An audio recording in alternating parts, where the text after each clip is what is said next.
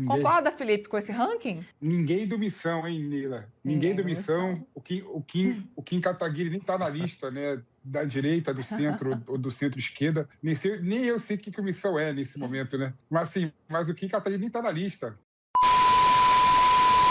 Eu vou deixar o clima mais leve, a gente vai para um assunto agora um pouco mais divertido, mas que também diz respeito às eleições desse ano, porque é um assunto extremamente importante. Quem é o parlamentar mais influente nas redes sociais? Eu tenho certeza que qualquer pessoa vai saber me dar essa resposta, que é o Nicolas Ferreira, isso já há bastante tempo.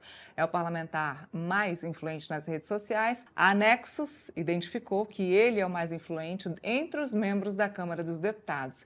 Esse estudo analisou o desempenho digital dos deputados federais e elaborou um ranking com base no engajamento, alcance e interação nas principais plataformas. O estudo também apresenta a lista dos parlamentares com maior desempenho nas redes sociais e mostra como a atuação digital tem ganhado peso na disputa política e, claro, na comunicação com o eleitorado. Segundo a Nexus, o ranking foi elaborado a partir de indicadores de engajamento e visibilidade nas plataformas digitais. E tem o ranking.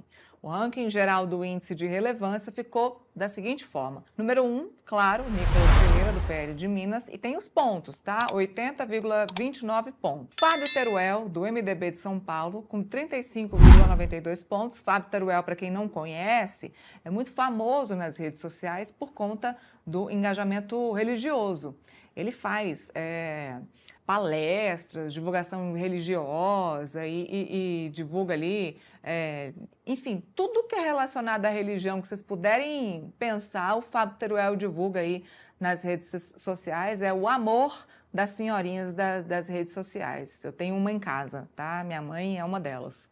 O terceiro é o Gustavo Gayer, do PL de Goiás, com 25,81 pontos. A Érica Hilton ficou em quarto lugar, Érica, que é do PSOL de São Paulo, Nossa. com 22,13 pontos. Que surra. E, por último, Janones, André Janones, do Rede de Minas Gerais, com 18,23%. A Nexus avaliou 15 deputados federais divididos em 3 grupos. Da direita, Nicolas, Marco Feliciano, Sargento Farrur, Douglas Viegas e Gustavo Gayer.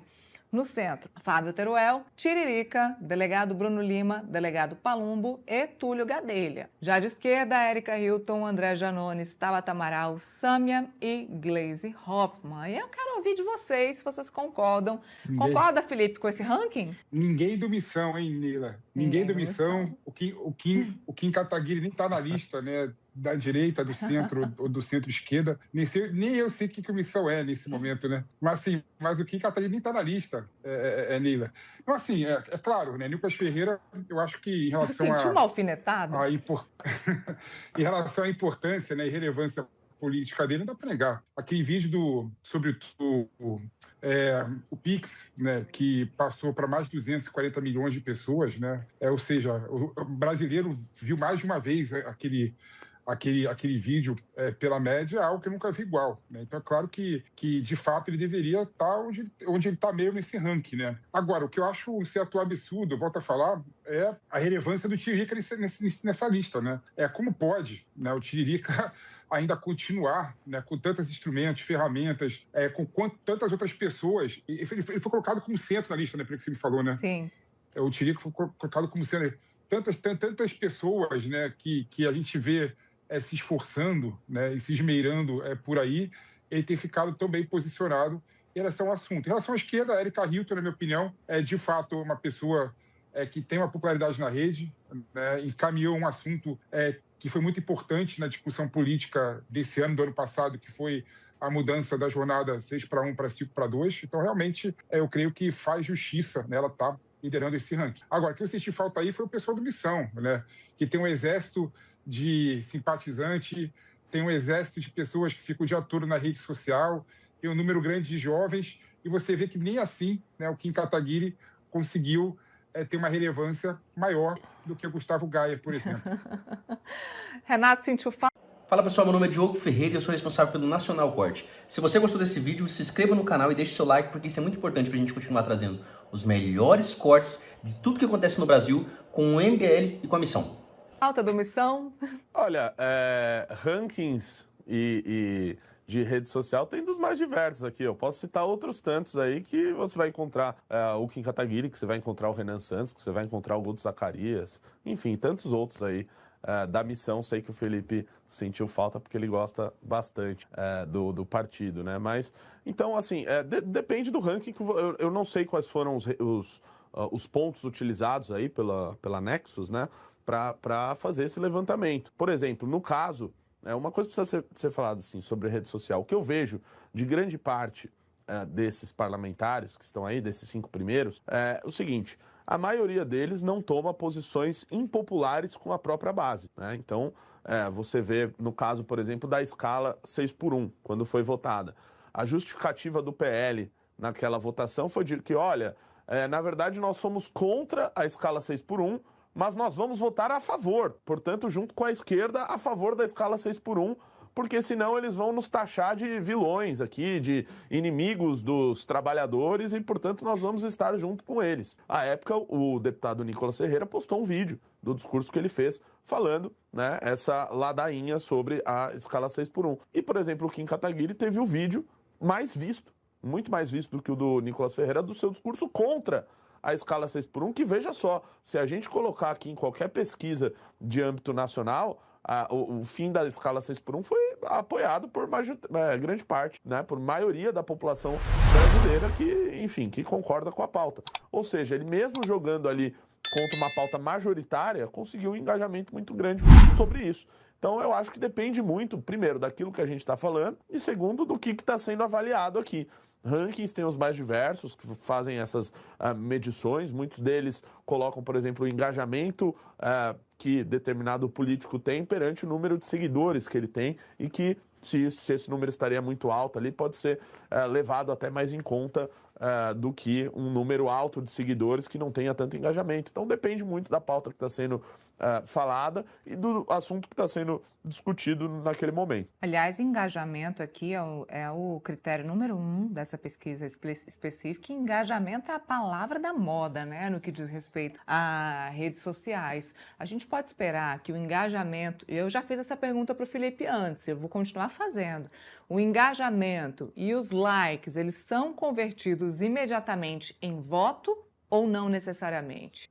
Neila, eu vou responder a sua pergunta, mas queria só fazer uma ressalta, né, nesse ranking que você mostrou aqui. Olha a diferença do Nicolas para o segundo colocado, né? Sim. O segundo colocado nem o dobro, tem mais que o dobro do segundo colocado. O Nicolas Ferreira para a Erika Hilton, então, poxa, tem mais do que, quase o triplo, né? 4 mais do que vezes, o triplo, se for ver. 4 vezes, ou seja, realmente a diferença é abismal. Agora, sim, Neila, em relação a... eu tenho uma posição um pouco diferente, né? Eu acho que das pessoas em geral, né? Inclusive, eu vi até comentado aquele dia com a Andressa Matas, que tem uma posição diferente da minha. Mas eu creio que não, né? Eu creio que engajamento, compartilhamento, likes, você tem em relação à sua rede, né? O algoritmo, ele trabalha para ressoar uma mensagem de alguém da tua rede com posicionamento igual ao teu. Então, o número de compartilhamento e de curtidas, o que gera o engajamento é a soma de tudo, né? Compartilhamento, curtida, comentário, né? Teoricamente, isso tudo, ele ressoa mais na sua rede. O algoritmo trabalha para me dar aquilo que eu quero ver. Então, uma pessoa que tem um posicionamento ideológico, político, parecido com o meu, né, de certa forma, a mensagem de uma pessoa daquela vai chegar em mim mais vezes. Uma pessoa de direita, por exemplo, bolsonarista, vai chegar as mensagens dos bolsonaristas. De esquerda, vai chegar a mensagem da Erika Hilton, do PT, do Lula. Então, você medir, né, voto por engajamento, eu acho que não funciona. É claro que o trabalho de uma rede social bem-sucedida é estourar a bolha, né? É conseguir que as curtidas, os comentários passem para além da sua bolha, né? E que pessoas de matriz ideológicas e que pensem diferente de você consiga ter acesso ao teu conteúdo, né? Mas isso não é simples de fazer, não, né? Então, quando você mede engajamento, mede curtida, comentários e tudo, não necessariamente quer dizer que você está traduzindo aquilo em voto. Na minha opinião, são coisas completamente diferentes. Claro que ajuda no sistema político brasileiro, em que direita concorre com direita, esquerda concorre com esquerda, né, petista concorre com petista, para uma votação proporcional, eu creio que pode até falar que ajuda o engajamento, mas para uma eleição majoritária, eu creio que o engajamento influencia bem menos bem menos ou quase nada. Olha, eu vou passar a palavra para o Renato, mas antes disso eu queria só fazer um pensamento aqui. Se a gente for considerar o YouTube, por exemplo, como rede social, o YouTube ele funciona como um buscador. Né? Ele não trabalha com esse algoritmo de te indicar aquilo que você costuma procurar ou aquilo que você gosta. Ele trabalha como um buscador e o YouTube, ele tem esse poder de indicar aquilo que está engajando melhor na plataforma dele. Então, hoje você vê alguns parlamentares, eu vou citar, por exemplo, a Erika Hilton, porque também ela engaja tão bem. A Erika Hilton, ela cria programas, ela tem agora um podcast, por exemplo, que é transmitido também no YouTube e que o YouTube, em alguns momentos, indica quando o assunto, e isso o Renato trouxe muito bem, quando o assunto é um assunto de relevância. Mas, para além do engajamento, o YouTube, e aí eu falo só do YouTube, ele te indica quando alguém está performando bem dentro da plataforma deles. Então, pode ser um ganho também para quem está trabalhando dentro da plataforma específica que é o YouTube. E aí já passo a bola para o Renato e pergunto, engajamento e likes são transformados em voto? Não necessariamente. Eu vou até falar um pouco sobre o que você trouxe sobre YouTube, por exemplo. Hoje, as redes sociais, Instagram, TikTok, o próprio YouTube tem a ferramenta do Short, né? Eles acabaram, né, se adaptando ao tempo, né, ou o tempo fazendo com que eles sejam obrigados a se adaptar, de que a pessoa, ela hoje mexe no celular, fica vendo diversos vídeos muito curtos e consegue consumir uma grande quantidade de informação no menor tempo possível. Se você ficar 10 minutos no TikTok, por exemplo, ou no Instagram, rodando o feed no Instagram, você vai aprender, talvez, ou vai, ao menos, mesmo que de maneira rasa, por dezenas de temas diferentes, né? Ou dezenas de opiniões diferentes, né? Então, houve uma necessidade das redes sociais se adaptarem a esse estilo. Por outro lado, ainda existe aquelas pessoas que querem buscar por mais informação, né? E que, por exemplo, não ficam perdendo grande tempo do seu dia scrollando, né? Ou seja, passando para cima as redes sociais de vídeos curtos e costuma assistir entrevistas mais longas, pronunciamentos mais longos. Hoje tem no YouTube o fenômeno do streamer, que passa horas e horas ao vivo com as pessoas e acaba criando uma comunidade de pessoas que assistem de maneira fiel, quase que diariamente, aquela determinada pessoa. Uma pessoa dessa, ela tem o engajamento daquele que o assiste muito maior do que aquele que, por exemplo, vê um vídeo de 1 minuto do Nicolas Ferreira, por exemplo, e passa grande parte do dia dele vendo outro tipo de notícia ou outro tipo de pessoa falando sobre outra coisa. Então, eu acho que dá para se medir, ou deveria-se se medir, utilizando todas as possibilidades de rede social. Vou dar um exemplo aqui. No caso do Romeu Zema, quando ele entrou naquele conflito com o STF, Gilmar Mendes, ele postava muitos vídeos de inteligência artificial, né? Um teatrinho lá de bonecos, o que eu, sinceramente, eu acho até um pouco bobo, né? Os Principalmente intocáveis. quando é de uma pessoa... quando é de uma pessoa até de um pouco mais idade, se utilizar desse tipo de linguagem ali para comunicar aquilo que ele quer, ao invés de, por exemplo, colocar um vídeo dele falando aquilo que ele acha, por exemplo, do ministro Gilmar Mendes ou de outros. Aquilo teve um engajamento muito grande no Instagram, né? Só que não se refletiu nas pesquisas eleitorais. O Zema não conseguiu decolar. A última pesquisa Atlas, ele tem, acho que não chega a 2% das intenções de voto. Ou seja, o engajamento não é tudo. Agora, outras figuras que às vezes não têm um alcance tão grande, por exemplo, no Instagram, se você for olhar uma entrevista da pessoa, né, seja na TV, no YouTube, etc., você vai ver que muitas pessoas querem assistir aquilo. Ou seja, há um tipo de engajamento que é diferente. E eu vejo que muitos rankings acabam por não captar essas diferenças, seja de rede social, seja de comunidade que é criada por muitas pessoas que produzem conteúdo para a internet. Esse exemplo do Romeu Zema, de fato, é claríssimo, né? Inclusive, a própria assessoria dele ficou bastante indignada com o resultado aí dos Intocáveis. Eu adorei, tá, Renato? Eu adorei os Intocáveis. Achei uma ótima forma de...